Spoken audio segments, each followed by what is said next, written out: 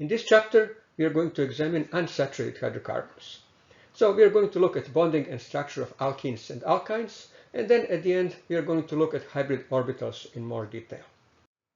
Simplest unsaturated hydrocarbon is ethene, or as it's known by its trivial name, ethylene. Here is Lewis structure of ethene. As you can see, it has carbon-carbon double bond. So valence requirements of carbon are satisfied by carbon atom forming 3 sigma bonds and an additional 4th pi bond. Here is how bonding occurs. So carbon atom, we start with carbon atom in ground state. So configuration of valence electrons is 2s2, 2p2. After promotion, we have 4 unpaired electrons. But now, in the course of hybridization, only 3 orbitals are hybridized. That's because only 3 sigma bonds are formed. And as a result, only 3 orbitals are hybridized. 1s and 2p orbitals. That means that hybridization is sp2. Remaining 2p orbital remains unhybridized. Here is the shape of hybrid sp2 orbitals, and you can see that shape is the same as that of sp3 hybrid orbital. On the far left, we have the actual shape. And compared to previous video, you may notice that colors are inverted. Large bonding lobe is now white, while non-bonding, smaller non-bonding lobe is shaded. That's simply to show that coloring is arbitrary, so we can color it either way. And in the middle and on the right, we have stylized representation, the way we usually represent such orbital, such sp2 hybrid orbital. So the middle one shows bonding lobe, direction of the bonding, but shows bonding lobe as a teardrop shape, much smaller than it actually is. And it also shows non-bonding lobe. Again, it's shaded in dark. On the far right, only bonding lobe is shown because that's the only one that is important. Non-bonding lobe, as name indicates, does not participate in bonding. And here is what orbitals on an sp2 hybridized carbon look like. So hybrid orbitals are given in gray. On the left, we have 3 hybrid orbitals, upper left, 3 hybrid orbitals shown in gray. They are all in a single plane, and they are trigonal planar. That means angle between them is 120 degrees. At the angle of 90 degrees to them is unhybridized p orbital, and unhybridized p orbital is shown here with its 2 lobes, one in black and the other one in white. Underneath, we have shown 3 hybrid orbitals as bonds, as single bonds. And again, if you recall from previous video, bond that is in the plane of the drawing is shown as solid line, one that projects towards you as a wedge and away from you as a dash. P orbital, unhybridized p orbital is shown as, in the previous case, as actual orbital. In the middle, we have, or structures on the right, we have a view from the top. So if you view it from the top, you will only see the upper lobe of the unhybridized p orbital, and you can see clearly trigonal planar arrangement of 3 hybrid orbitals. And at the bottom, you can see the same thing, just with bonds shown as lines.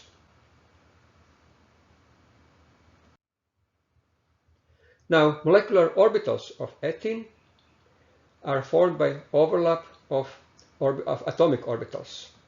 So first, of course, we have hybridization. We have already seen that. So 2s orbital hybridizes with 2 of the 2p orbitals, and 1 remains unhybridized. So on the right, we have result of hybridization. 3 hybrid sp2 orbitals with trigonal planar arrangement and unhybridized p orbital perpendicular to them.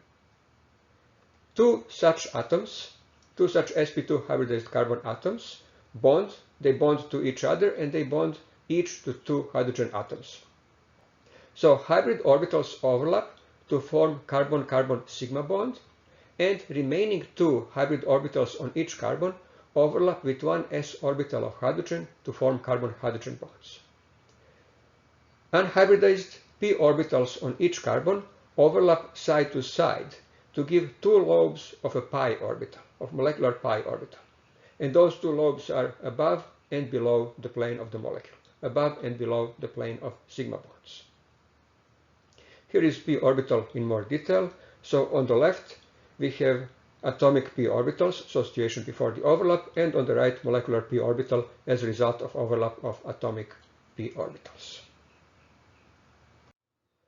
When we consider bond angles in molecule of ethene, we can see that they are not exactly ideal trigonal planar bond angles. A trigonal planar bond angle would be 120 degrees. We can see that in ethene they are close to that value, but not exactly. So hydrogen carbon-carbon bond angle is 121.7 degrees, while hydrogen carbon-hydrogen bond angle is 116.6 degrees. So close, but not exactly trigonal planar. That's the case with all the alkenes, all the compounds with carbon-carbon double bond. Angles are approximately 120, but not exactly. The exact bond angle depends on the nature of the substituents on carbon, what carbon is bonded to, and on the bulk of that substituents, how large those substituents are.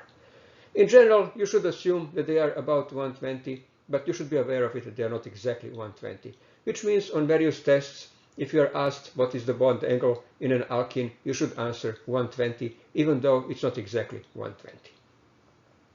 When it comes to bond length and bond strength, first, carbon-carbon double bond has bond length of 1.34 angstroms. So you can see that it's noticeably shorter compared to carbon-carbon single bond, and you can see an ordinary carbon-carbon single bond at the far left between two sp3 hybridized carbon atoms, and it has length of 1.54 angstroms. So carbon-carbon double bond is noticeably stronger and shorter. And that's because there are two electron pairs that are holding two carbons together.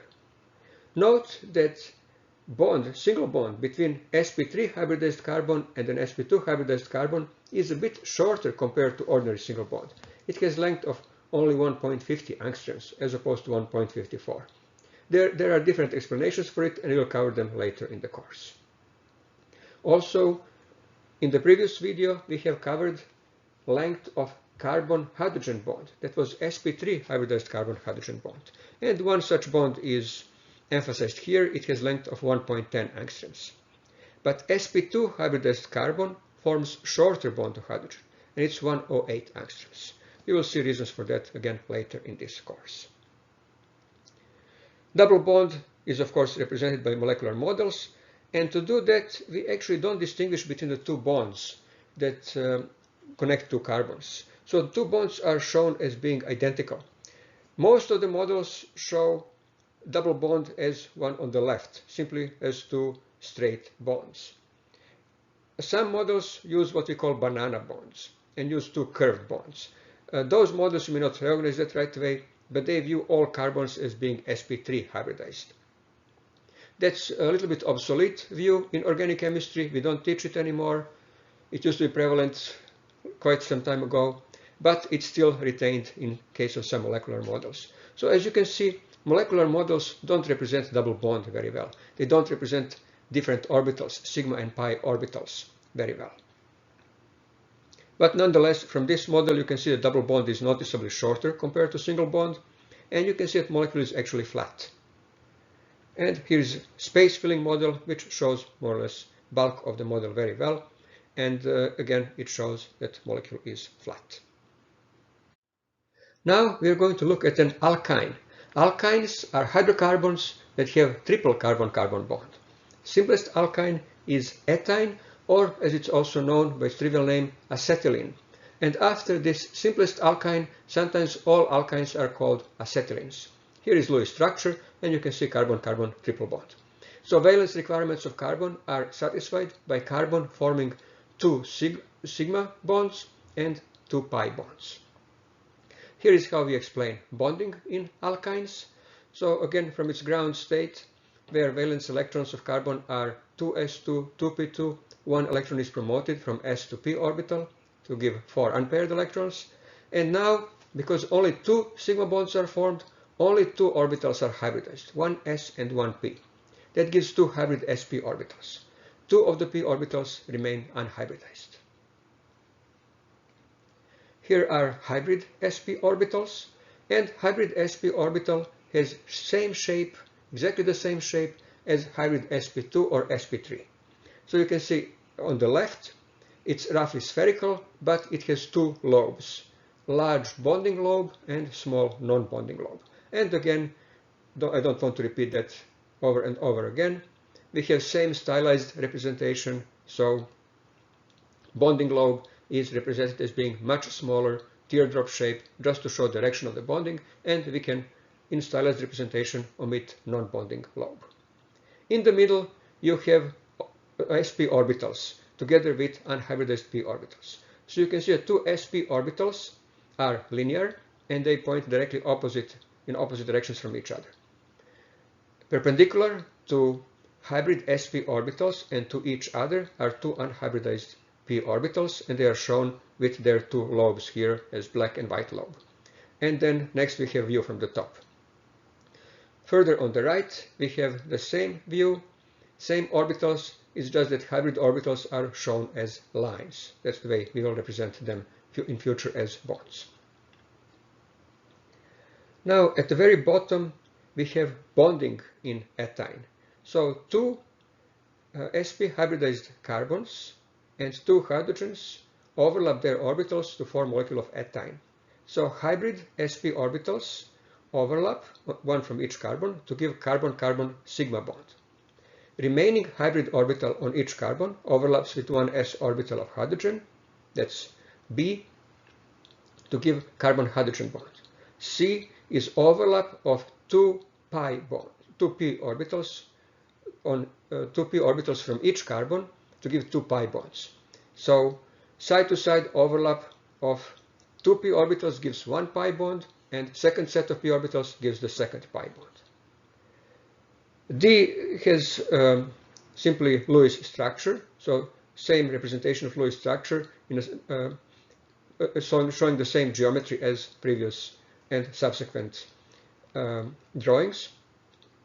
E shows only sigma bonds and F shows only pi bonds. Now, pi electrons in ethyne are rather unique.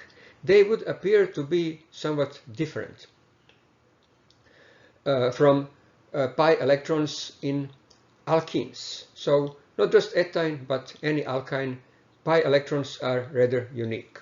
So we would consider them in their stylized representation as two p orbitals. So looking from side on, when we omit hydrogen, on each carbon we will have two pi orbitals, and they should be at 90 degrees to each other. So you would expect to see two distinct pi orbitals at 90 degrees to each other. But remember, this is only stylized representation, and each lobe on of atomic p orbital is roughly spherical. So overlap will give two lobes, two tube-like lobes that are also that also has this spherical section. When we cut them basically through perpendicularly, they would appear to be spherical. They won't have this teardrop shape, which means that they will actually penetrate each other. So individual pi orbitals penetrate each other. And the result is that we actually have uniform tube of pi density. So two pi orbitals actually form uniform tube of pi electrons that surround sigma orbital. And we cannot identify one pi orbital or the other. It's only when one pi orbital reacts, then the other pi orbital appears at 90 degrees to it. And on the right, we have cross section, so you can see a dot representing nucleus, then sigma orbital that connects that nucleus to the other one behind it, and you can see electron density of pi orbitals that surrounds the sigma orbital. So here would be stylized representation viewed from side on, showing two individual pi orbitals. But this is the actual situation. On the left we have wire mesh showing that two pi orbitals surround sigma bond, and on the right we have tube that is actually that shows previous cross section. Here is showing as a tube, so you can see carbon nucleus, then you can see sigma orbital, and then everything is surrounded by pi electrons, two pairs of pi electrons. Here is how we represent triple bonds by molecular models. Again, since this involves different types of orbitals, pi and sigma, or different types of bonds, molecular models are not very good at representing that. Most of the molecular models represent triple bond, as simply 3 straight bonds. So they don't distinguish between sigma and pi. Or alternatively, again, that old representation as sp3 hybridized carbon, so 3 banana bonds. Either way, there is no distinction between sigma and pi bonds. From this model, you can tell the triple bond is very short, much shorter than double, and even shorter than single, and molecule is linear. Space filling model, again, shows a little bit of a bulk of a molecule and shows that it's linear. It's basically shaped more like a sausage. When it comes to bond length and bond angle, carbon-carbon triple bond, as expected, is very short and very strong. It has length of only 1.20 angstroms.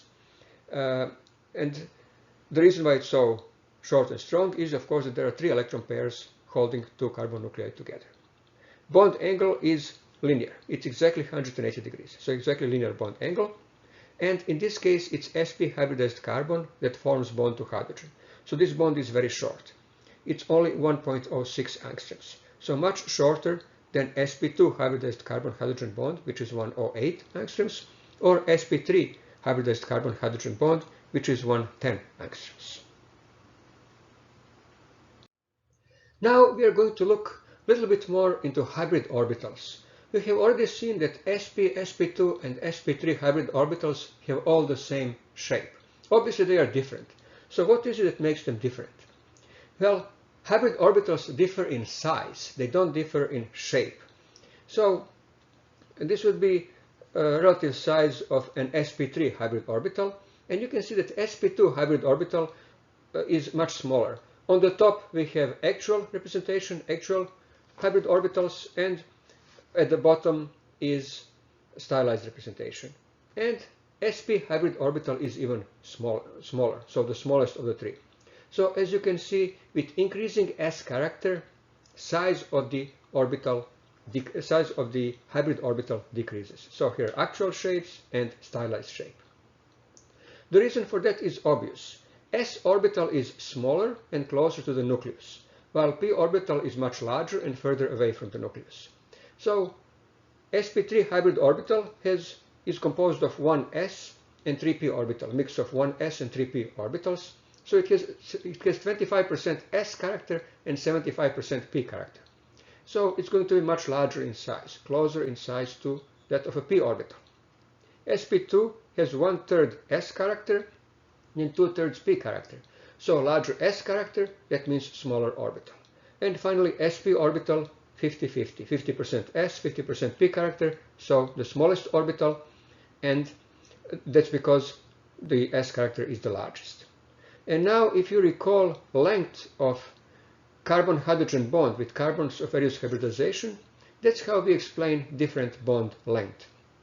sp hybridized carbon forms the shortest bond to hydrogen atom because orbital that it uses for bonding, sp hybrid orbital, is the smallest, and so bond is shortest and of course strongest. On the other hand, sp3 is the largest orbital, so sp3 hybridized carbon forms the longest bond to hydrogen.